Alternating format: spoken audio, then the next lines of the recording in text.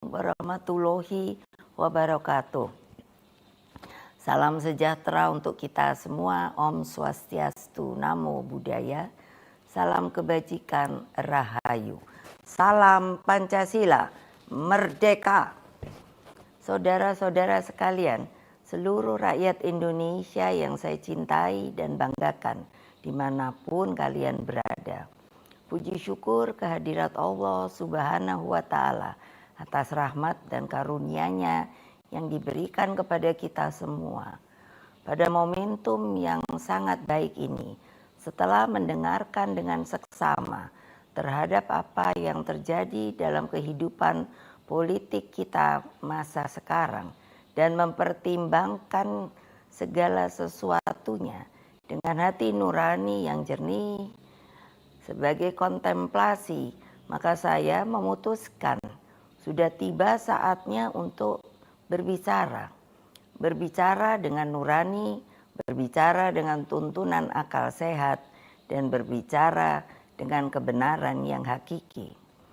Dengan melihat persoalan yang kita hadapi akhir-akhir ini, maka izinkan saya berbicara di sini sebagai anak bangsa yang ikut berjuang bagi tegaknya demokrasi Indonesia, juga berbicara sebagai Presiden kelima Republik Indonesia dan sebagai Ketua Umum Partai Demokrasi Indonesia Perjuangan.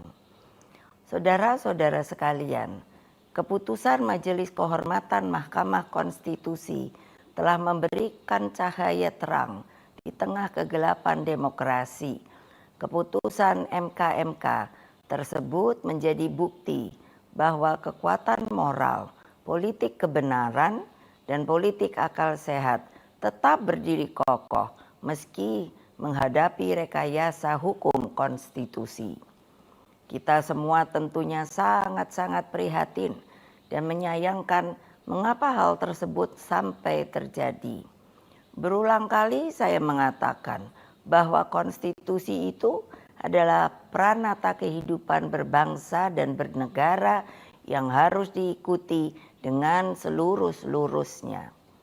Konstitusi tidak hanya ditaati sebagai sebuah hukum dasar tertulis, namun konstitusi itu harus memiliki roh yang mewakili kehendak, tekad, dan cita-cita tentang bagaimana bangunan tata pemerintahan negara disusun dan dikelola dengan sebaik-baiknya, seperti yang dicita-citakan oleh para pendiri bangsa. Apa yang terjadi saat ini mengingatkan saya ketika sebagai Presiden Republik Indonesia saat itu diperintahkan melalui perubahan ketiga Undang-Undang Dasar 1945 yang diatur dalam pasal 7B, pasal 24 ayat 2 dan pasal 24C tentang dibentuknya Mahkamah Konstitusi. Dari namanya saja, Mahkamah Konstitusi ini seharusnya sangat-sangat berwibawa, memiliki tugas yang sangat berat dan penting guna mewakili seluruh rakyat Indonesia di dalam mengawal konstitusi demokrasi.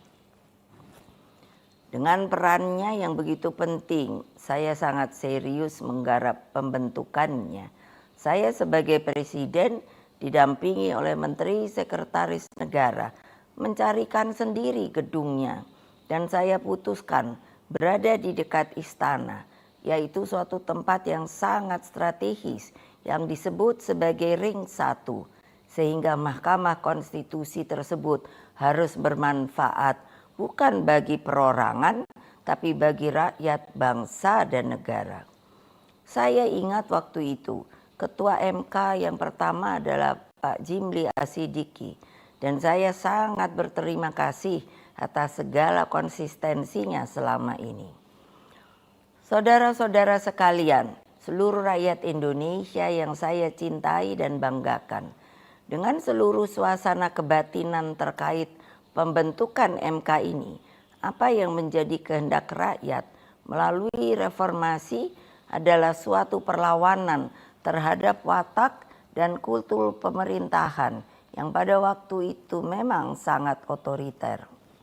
Dalam kultur otoriter dan sangat sentralistik ini lahirlah nepotisme, kolusi, dan korupsi.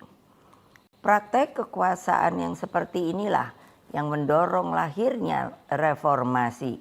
Semangat reformasi yang berkobar-kobar itu menggerakkan rakyat hingga masuklah zaman demokrasi.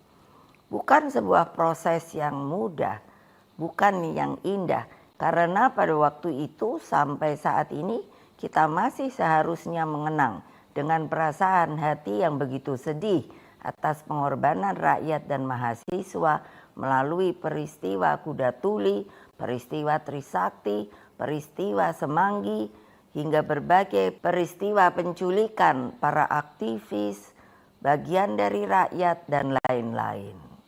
Mereka banyak saksi-saksi hidup yang sampai hari ini berdiam diri. Semua menjadi wajah gelap demokrasi. Praktek kekuasaan yang otoriter itulah yang telah kita koreksi. Maka melalui reformasi janganlah lupa lahirlah demokratisasi melalui pelaksanaan pemilu presiden dan wakil presiden secara langsung dan terbatas, serta undang-undang tentang pemerintahan yang bebas dari nepotisme, kolusi, dan korupsi. Apa yang terjadi di Mahkamah Konstitusi akhir-akhir ini telah menyadarkan kita semua bahwa berbagai manipulasi hukum kembali terjadi. Itu semua akibat praktek kekuasaan yang telah mengabaikan kebenaran hakiki politik atas dasar nurani. Saudara-saudara sekalian, seluruh rakyat Indonesia yang saya cintai dimanapun kalian berada, jangan lupa kita adalah bangsa pejuang. Kita bangsa yang mampu mengatasi berbagai cobaan sejarah. Karena itulah dalam situasi seperti ini, mari kita kawal pemilu 2024 dengan nurani dan sepenuh hati. Kita jadikan pemilu 2024 sebagai momentum untuk mendapatkan pemimpin terbaik yang benar-benar mewakili seluruh kehendak rakyat Indonesia, mengayomi agar Indonesia menjadi bangsa hebat, unggul, dan berdiri di atas kaki sendiri. Rekayasa hukum tidak boleh terjadi lagi. Hukum harus menjadi alat yang menghadirkan kebenaran. Hukum harus menjadi alat mewujudkan keadilan. Hukum harus menjadi alat mengayomi seluruh bangsa dan negara Indonesia. Dengan keadilan inilah kemakmuran pasti akan bisa diwujudkan. Karena itulah terus genggam erat semangat reformasi itu. Jangan lupa terus kawal demokrasi berdasarkan nurani. Jangan takut untuk bersuara, jangan takut untuk berpendapat, selama segala sesuatunya tetap berakar pada kehendak hati rakyat. Terus kawal dan tegakkan demokrasi. Itulah kewajiban kita sebagai warga bangsa dan bahkan menjadi keharusan setiap anak negeri dan bangsa agar tidak terjadi kesewenang-wenangan. Sebab kedaulatan rakyat harus terus kita junjung tinggi. Pemilu yang demokratis, yang jujur, adil, langsung, umum, bebas, dan rahasia harus dijalankan tanpa ada kecuali. Rakyat jangan diintimidasi seperti dulu lagi. Jangan biarkan kecurangan pemilu yang akhir ini terlihat sudah mulai akan terjadi lagi. Gunakan hak pilihmu dengan tuntunan nurani. Semoga Allah yang Maha Kuasa meridui perjuangan kita. Merdeka, merdeka, merdeka. Terima kasih. Wassalamualaikum warahmatullahi wabarakatuh. Om Santi, Santi, Santi Om Rahayu.